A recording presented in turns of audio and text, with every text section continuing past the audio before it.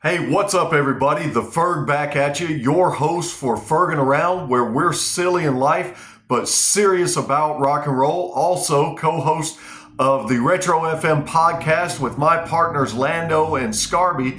On the initial video, I shared with you guys how that I believe that rock and roll is not dead, despite what my hero says.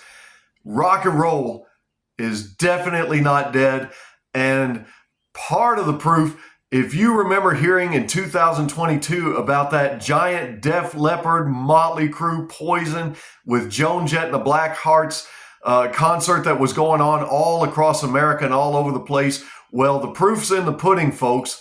1.3 million ticket sales, and the whole thing netted them 173.5 million, which I would say is a windfall. But also, just in 2024, several classic rock bands, including my favorite, well, one of my favorites for sure, the Rolling Stones, were still on tour, going strong. Last year, Iron Maiden toured to sold-out shows. The Eagles were still touring. Journey performed 73 shows last year. Kansas performed 76 shows last year. Alice Cooper still doing it. 79 shows last year. Bob Dylan, 78 shows last year. The Black Crowes, God, I wish I could go see those guys. Man, 80 shows. Toto, which, you know, you may or may not love them, but hey, in the classic rock era, these guys, last year they put out 84 shows. REO Speedwagon, 84 shows. Styx, 90 shows. One of my personal favorites, Judas Priest, baby. They put out 90 shows last year. Foreigner doing 92 shows. And Mammoth, WHV, you know, Wolfie Van Halen, in the tradition of his father and with his great band. What a great artist, by the way, coming up under the wings of his own father. They put out and performed 96 shows last year, with ZZ Top also putting out 99 shows last year.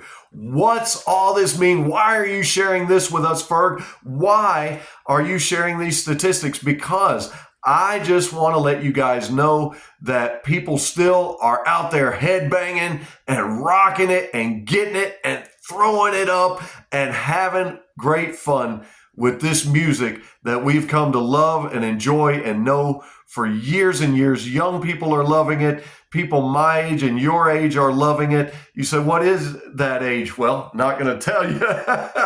I'll leave it for you to guess. But here's what I want to do for you today.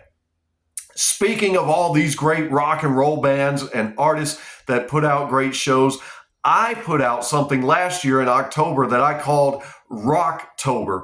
And each day of October, which I called Rocktober, I posted on my personal Facebook page one song that I thought really rocked, some in-your-face, gritty, hard-nosed rock and roll. And I didn't get just an overwhelming response, but it warmed my heart to get the responses that I did get from those of you that followed. But if you missed it, here's what I would like to do for you.